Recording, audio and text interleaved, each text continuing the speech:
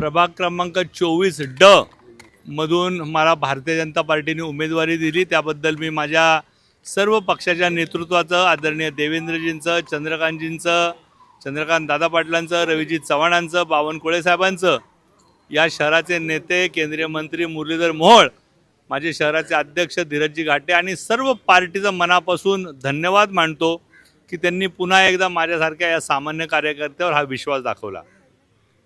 यादी का जाहीर झालेली?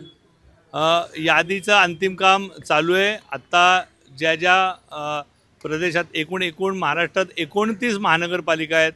प्रदेशाचे अध्यक्ष या ठिकाणी सगळ्या अंतिम याद्या थोड्याच वेळात प्रसिद्ध करतील. युतीमध्ये आक्रमक झालेली आहे. आरपीआयला जे 9 जागा देण्यात आलेल्या आहेत त्यातले 7 भाजपचे उमेदवार दिले असं त्यांचा आरोप आहे. आणि ते पक्ष कार्यालयाबाहेर आंदोलन करतात आपल्या. आरपीआय हा आमचा सहकारी पक्ष आहे, महायुतीतला पक्ष आहे.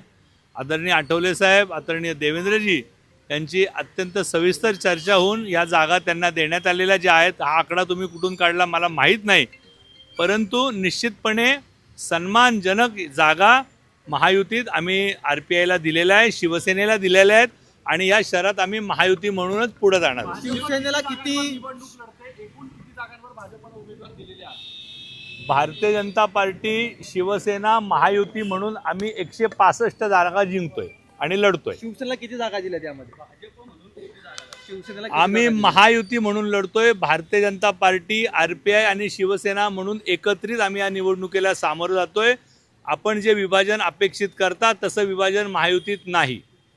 म्हणजे ते सुद्धा आपल्या चिन्हावर नाही, भारतीय जनता पार्टीच्या चिन्हावर लढेल आणि शिवसेना शिवसेनेच्या चिन्हावर लढेल. किती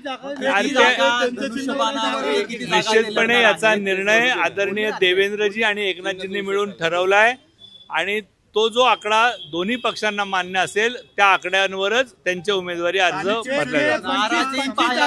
25 जागांवर ठाम आहे, 25 जागेवर ठाम आहे. आपण काय 25 जागा देणार आहेत का? आपण ह्या महायुतीचा अंतिम जो तोडगा आहे हा आदरणीय एकनाथजी शिंदे साहेब, महाराष्ट्राचे उपमुख्यमंत्री, माजी मुख्यमंत्री आणि या महाराष्ट्राचे मुख्यमंत्री आदरणीय देवेंद्रजी मिळून ठरवतील.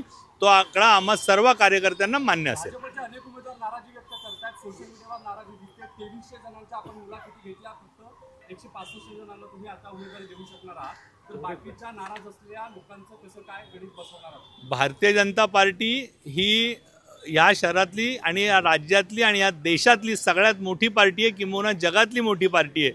कार्यकर्त्यांचं प्रचंड मोठं जाळं असल्यामुळं हा अंडरएज असतोच, परंतु भारतीय जनता पार्टीचा मूळ कार्यकर्ता हा आज उमेदवारी अर्ज भरूस्तोवरच उमेदवारी मागतो, त्याच्यानंतर तो कमळासाठी काम करू लागतो.